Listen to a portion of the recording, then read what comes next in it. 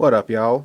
Yesterday was the official release date for the Dark Lotus album, so let's go ahead and kick our review on it. I've had this on steady rotation since I got it. I got it about a little over, or a little under a week early, last Thursday, the first day of the gathering, or second day of the gathering, however you want to say it. So yeah, that was fucking awesome. That was an unexpected surprise. Now, I did pick up just the album version of it. I didn't pick up any of the packages. I didn't really have the extra money. Although, funny story is, I actually overdrew my account when I ordered this, because I ordered it right around the same time that my Netflix withdrawals. So when Netflix went out, it fucked up my amount that I had available. I overdrew, and my bank charged me $20. So where this was only supposed to be $15.38, actually got slapped with a $20 fee. So I've actually spent technically $35 on this, which should be a fucking hat. That's alright. Anyway, I'm not going to stall anymore. Let's jump into it. First of all, love the fucking album artwork. This, with the title, with the overall theme of the album, is the perfect artwork they could come up with. I love it. It's fucking beautiful.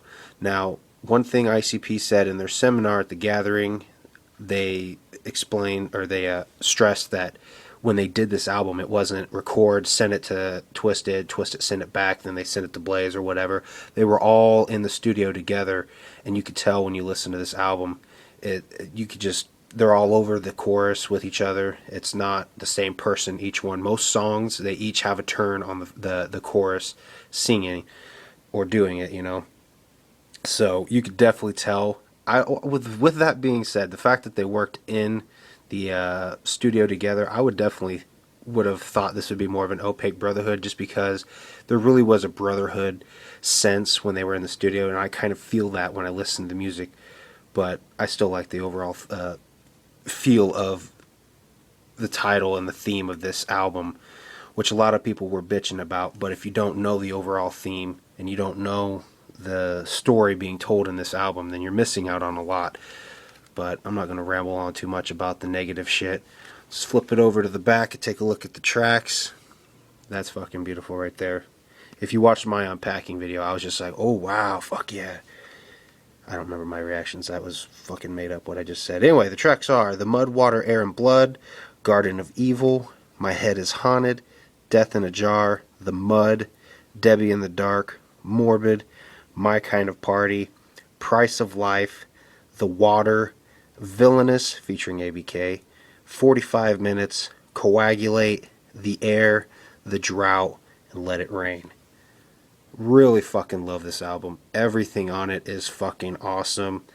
My top 5 favorite songs that I like would definitely have to be number 5. I would definitely have to say Villainous, featuring ABK.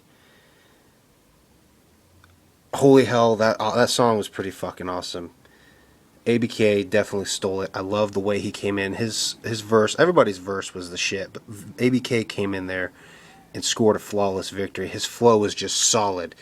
It was like he went in there, spit his verse, dropped the mic, left the studio. Fucking bomb.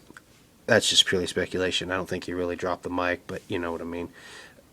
Awesome. Fucking awesome. That was definitely, to me, a flawless victory for ABK.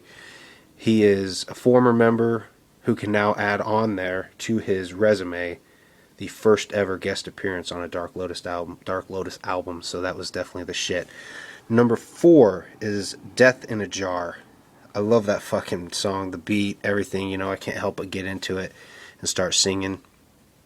My Head is Haunted is number 3. It definitely kind of reminds me of a part 2 to Headache, which Headache is my all-time favorite Dark Lotus song. Every time I hear the words Dark Lotus, the intro to Headache is the first thing that I hear when I think of Dark Lotus. The emotion and everything that they put into it, they gave a lot on that song. It starts off kind of slow, but once you get into it and get to the chorus, is really fucking awesome. And there was some real emotion. I felt some real emotion when they did it. There's a part where Jay's singing, and he's talking about being visited by an exorcist to get rid of his demons in his head. and he fucking spits some real fucking emotion. I bit off his chicken and spit it in his face. So I thought that shit was really fucking awesome.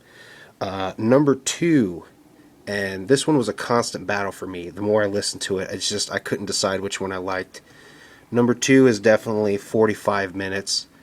It was really, really hard to come to that decision because I love this song. And I seen somewhere where someone wanted them to make the first ever Dark Lotus music video. And if they were going to do that, I definitely think that this would be a really good one. 45 minutes. They're talking about a guy who's being sentenced to death, old style hanging. And when the trapdoor falls, he doesn't die. He just sits there for 45 minutes, struggling, jerking, swinging, trying to get his breath, and he just suffers for 45 minutes, and everybody just looks on and watches. And everybody's verse was so spot on. The beat was fucking spot on. I can close my eyes, and I can actually picture seeing somebody hanging from a noose, just struggling to die, struggling to live. It painted a very vivid picture for me, and I loved it. And I think that'd be the perfect music video. They could do it cartoon style, that way they don't have to try to figure out how they're going to have somebody hanging without killing them accidentally. But this beat is so mesmerizing. Most of the time I sit there and I listen to it and I just kind of sway with the music. It's so fucking mesmerizing.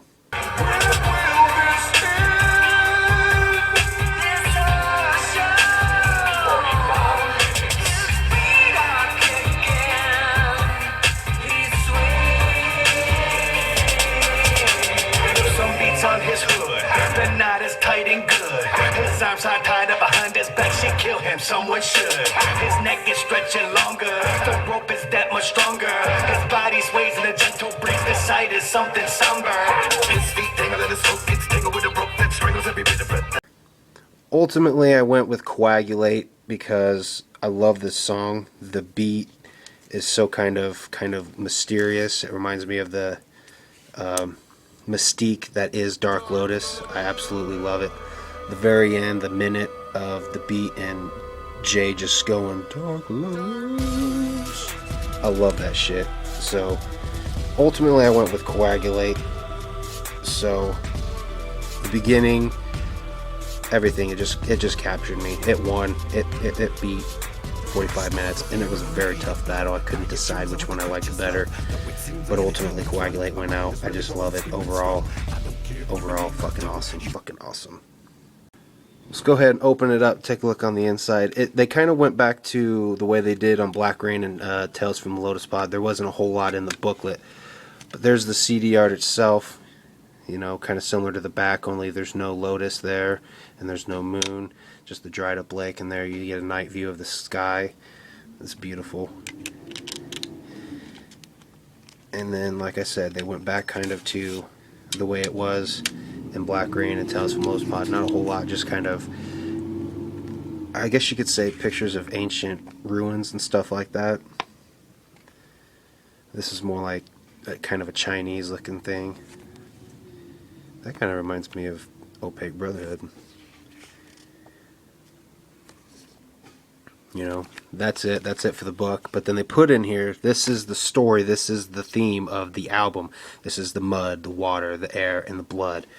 And it paints a very clear story to what they were going for with this album. And I'll sit here and I'll try to read this to you. You guys probably won't be able to read along. I'm going to do my best. I'm not the greatest reader, but I will try for you guys. So here we go. Since the first moment that life sprang forth from the cold darkness of the universe, existence has been defined by one word: change.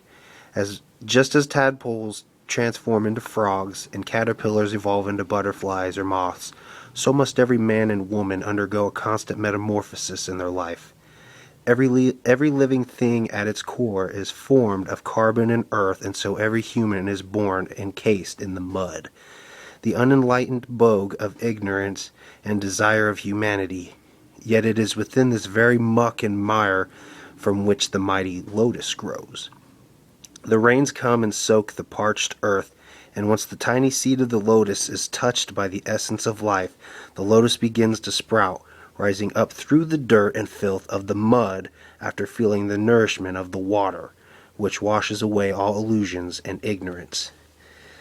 After enduring the hardships and oppressiveness of the mud, the lotus then rises triumphantly and opens its beautiful petals one by one after feeling the soft breath of the air, which wafts over the delicate but powerful flower and coaxes into bring forth its full beauty and potential by opening its full blossom. A fully bloomed lotus is considered by many to be among the most majestic flowers on this planet, particularly when taking into account its journey from squalor to power. But nothing can escape the grasp of the blood, which is defined by the 5 brothers of the Dark Lotus as time itself. In the end, the blood is the most powerful force in the cosmos, and we all must eventually bathe in this element and end our mortal life cycle. Every living creature's time on this plane of consciousness is limited, but if one can rise out of the mud, be cleansed in the water, get purified by the air, and ultimately be embraced by the blood after opening all of their petals to the world, they can rest knowing they will spend eternity sitting on a place of honor alongside the 5 brothers of the Dark Lotus. For it is written, For all of those trying to grow, let the rain come down, let the rain come down. And for those drying in the heat of the sun, let it rain, let it pour. How about a rainstorm? The mud, water, air, and blood. "Open your petals and bloom." Still think the album title and artwork is stupid? It's very spiritual, and I'm a very spiritual person, so when you listen to the album, you feel it. The skits of the mud, water, and air, it's something they found off of a Hindu, I want to say a website. There's actually a YouTube video. I'll link it down below. Props to Juggalos Fight Back on Facebook. They're the ones that posted it. I found it. I shared it on Spirits of the Dark Carnival. All of the skits were from that, and it paints a very clear picture of what the lotus is. A very spiritual thing. They compare humans to a lotus, their spiritual journey. So I think it's very beautiful. It was a very awesome album, and if you disagree, either you held too high of expectations or you simply just need your eardrums adjusted. I don't know. This album was definitely an instant classic among the rest, and the season of Lotus is far from over. Next up, I definitely want to see a tour. Don't know if it's going to happen. I know ICP's getting ready to go on tour. Twisted's getting ready to go on tour. So if they do, it'll probably be wintertime, maybe even next spring. But that's okay. It's never too late to tour for an album, I say. But hopefully that comes out. This is available now on Hatchet Gear. Well, it's been available on Hatchet Gear. It's available now on iTunes. You can get it on Amazon. You can get it at Best Buy and any of your local retailer. I guess it's even available at Walmart. So if you're looking for a reason to pick this up, you don't need a reason. It's Dark fucking Lotus. There's no reason to want to go get this. You should just want to get it. If you're a true Dark Lotus fan, then you need no reason. It's a classic among the rest. So thanks for watching, guys, and I will see you guys later.